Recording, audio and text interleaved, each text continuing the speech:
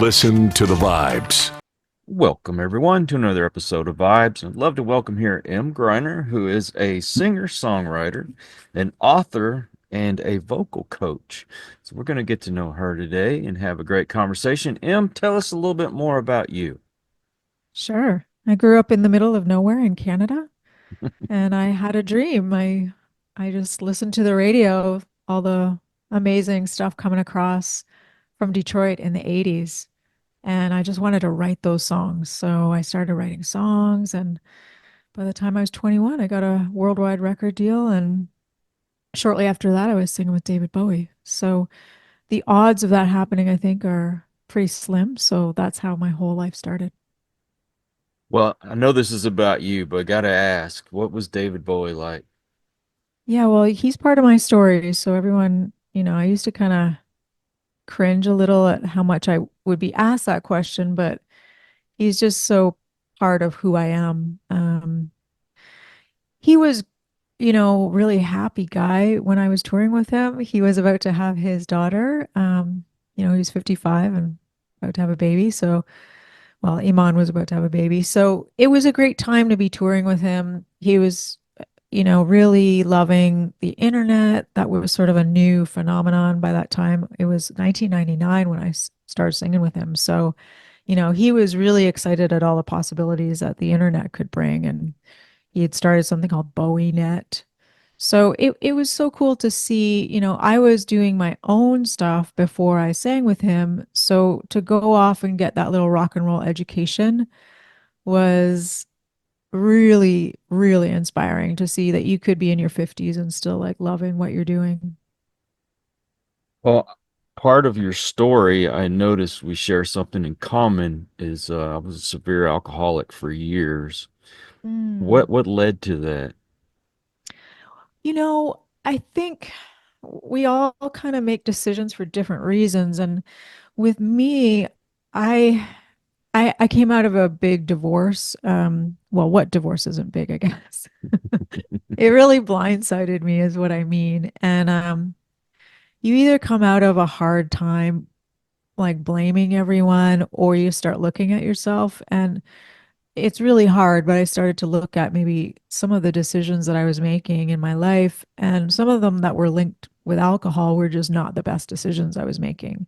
I remember playing a festival in Ireland, and just like not even remembering how to get back into the tuning of my bass, and just like really horrible things that weren't really like in character for me. And I'd also like become a mom, and I noticed that my threshold for stress was really low, and I just felt like I was not making it better by drinking. So, instead of sort of being that stumbling down every night alcoholic, it was interfering with life in a subtle way. So I thought, I'll just try to give it up for a little bit. I also had some bad like dating experiences after my divorce where I was just like, you know what?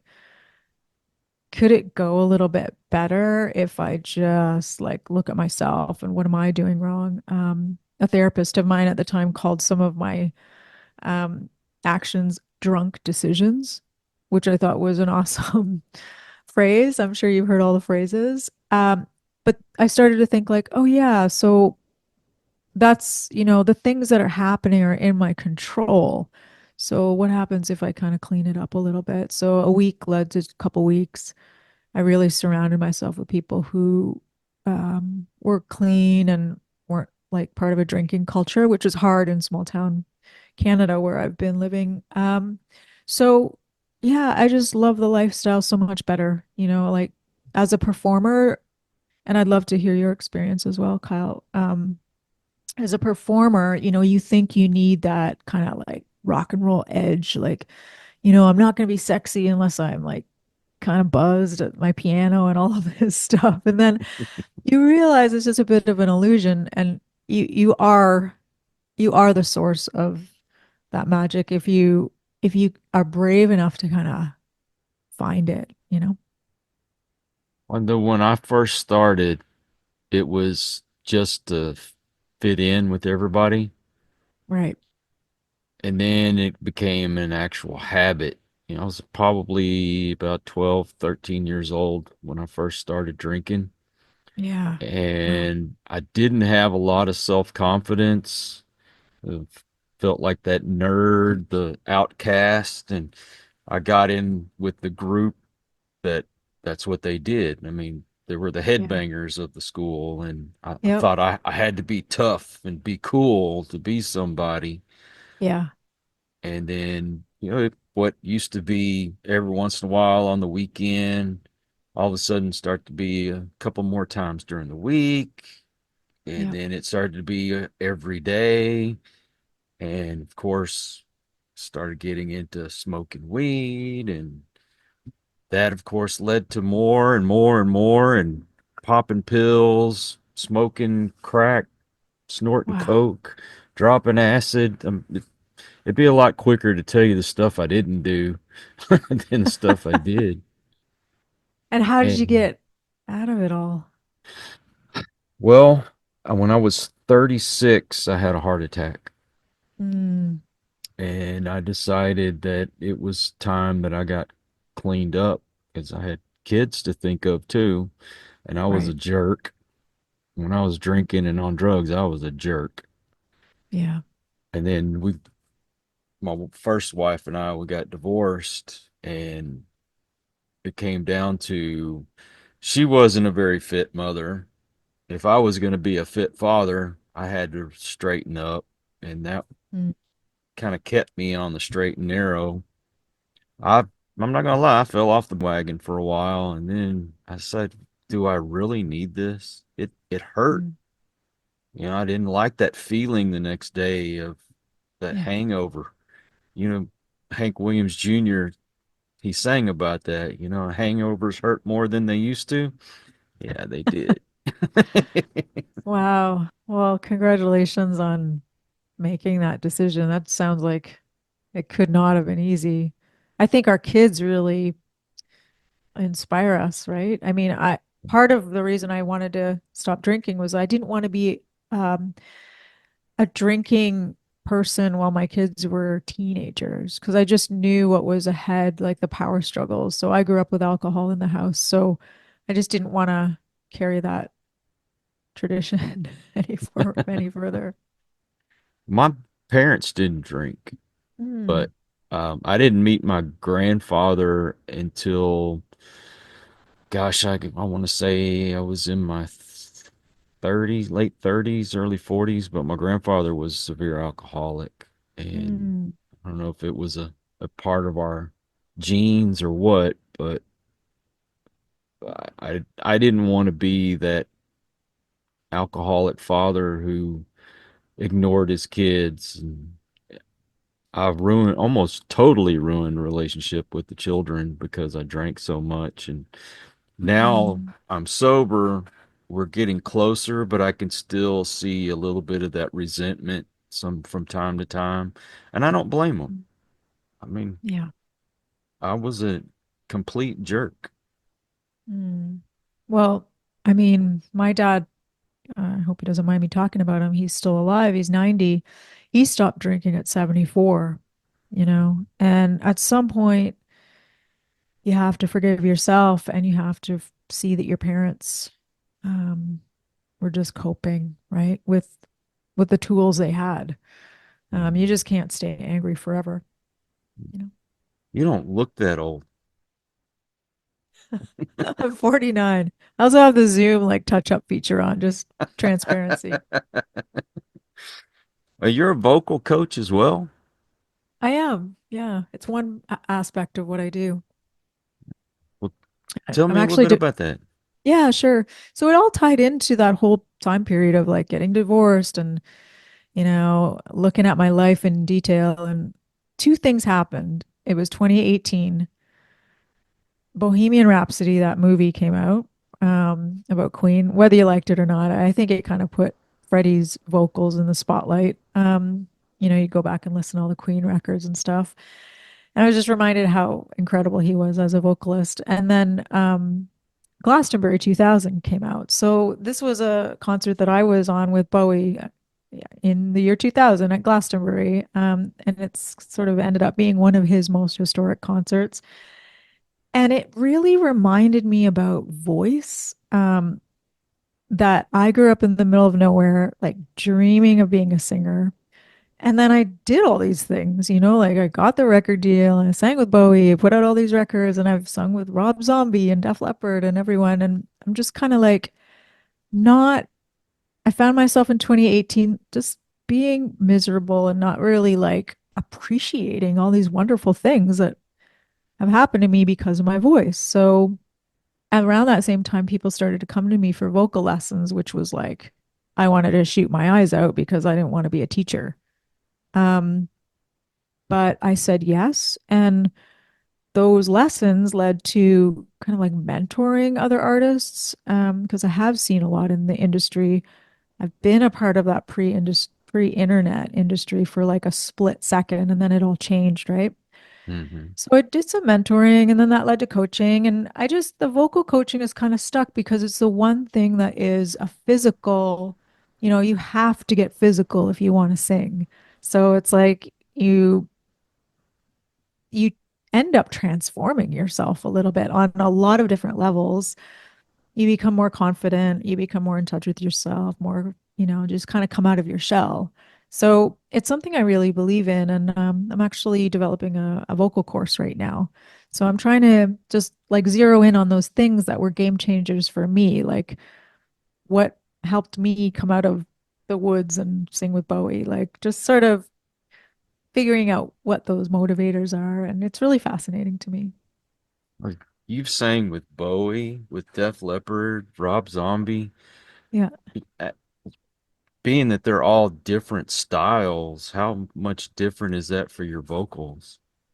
Yeah, that's a good question. I mean, I think even just thinking about it now, Kyle, I think my vocals don't change that much from person to person. Like if you hear some of the Rob Zombie stuff, it was on I think it was on Hellbilly Deluxe. I wish that yeah, maybe one song on House of a Thousand Corpses, but it's all pretty breathy. Like that's my vibe, it's pretty breathy. And even with Bowie, like if you hear some of the stuff, like there was Holly Palmer who was singing with me, and she kind of covered like Diana Ross, kind of like R&B vibe. But I just sort of have always had this kind of breathy, warm sound, and it doesn't really change from artist to artist. And it's just cool that everyone has sort of welcomed that in, let me be myself, and I encourage that in the people that work with me. It's like, you can try to sound like Tom Petty or whatever, but you're really not doing yourself a service. Like, just what is your own voice, right? And just kind of nurture that. Notice with Rob Zombie, he will feature other singers in his music. Like, Mhm. even though you may not know the person, that the female singers they get up front. Mm. Whereas Def Leppard, I guess you're going to be more in the background, not really notice. Um, David Bowie, I mean, I'm pretty familiar with his old stuff, not his more recent stuff before he passed, but um, I mean, there was a big difference there, right? Yeah, I mean, well, with Def Leppard, actually, last year or maybe it was this year, I guess I should get my calendar straight, but they put out Drastic Symphonies, which, they used my version of Pour Some Sugar on Me, which is like a ballad version, and I sang on that with them.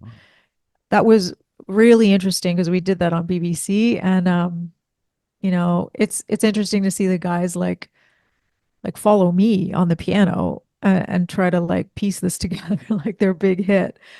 And whether you liked it or not, there was an example of them really kind of welcoming someone in. I think when you're a band, it's hard to like welcome in a guest, right? But if you're like Bowie or Rob Zombie, that's kind of a solo thing. So it's maybe a little bit easier to kind of put the spotlight on someone else. I don't know. I've seen Rob Zombie a couple of times in concert, and when Mhm. you see him on screen, he looks bigger than life. When you see him in real person, he's a short dude. Yeah. Yeah, he really is. I mean, Bowie wasn't that big either. It's interesting how these people become larger than life, right? With smoke and mirrors. I like your Alice Right. Cooper. I like your Alice Cooper shirt, by the way. Oh, thank you. Thank you. I actually had his drummer, Neil Smith, on the show. Oh, cool. Really cool. I Yeah. love it. And I just saw Alice Cooper and Rob Zombie in concert about a month or two ago. Great Awesome. show. Great show. Yeah. I learned music production from Jack Richardson, who produced some Alice Cooper stuff, and Bob Seger, and it was great to like learn from someone like that. Do you remember which songs you were on with Rob Zombie? Um, this is so crazy that I don't really totally remember. If I look at the track listing, the reason why I got these jobs is because my brother worked with Rob Zombie. So my brother is an engineer, and I kind of happened to be like the little sister in the studio when this stuff was happening. I don't want to say there's one that starts with never, never.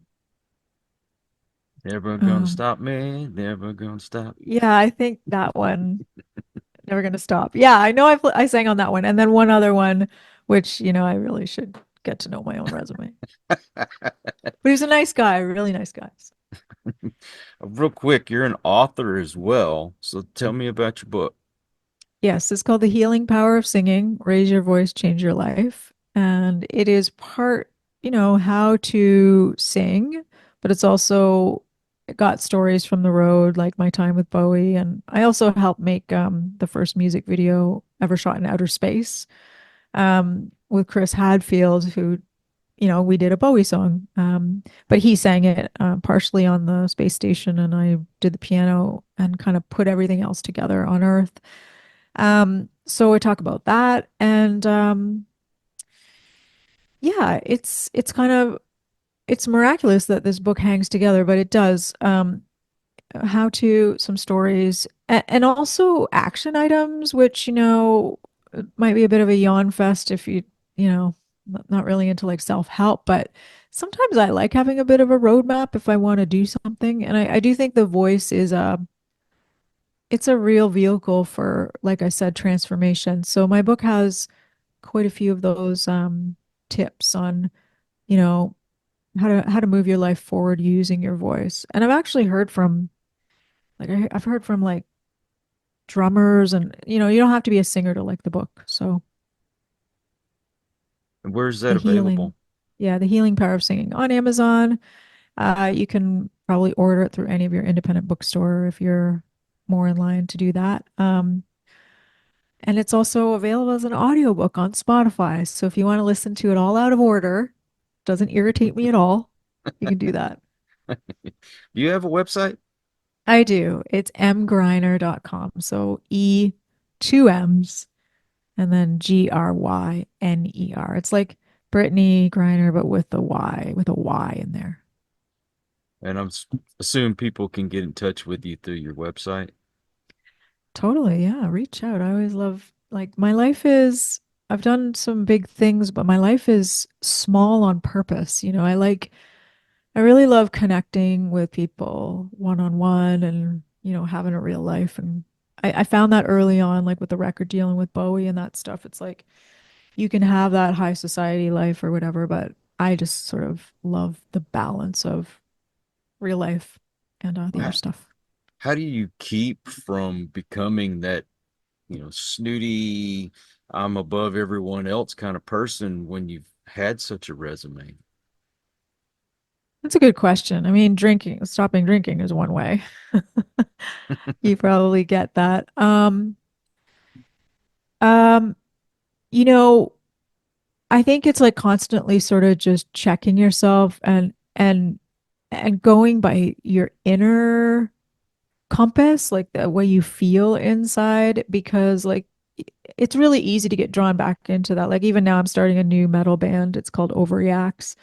And because I sang with Bowie and because I got my big record deal when I was in my 20s, I sometimes think like, oh man, like I gotta go play the biggest venue in town for my first show and hire these PR guys from Europe. And when meanwhile, like, is that what I really want to do? So it's sort of like having people around you that will check you on, what do you really want to do? Because sometimes you get all that stuff and you don't want it. So, yeah.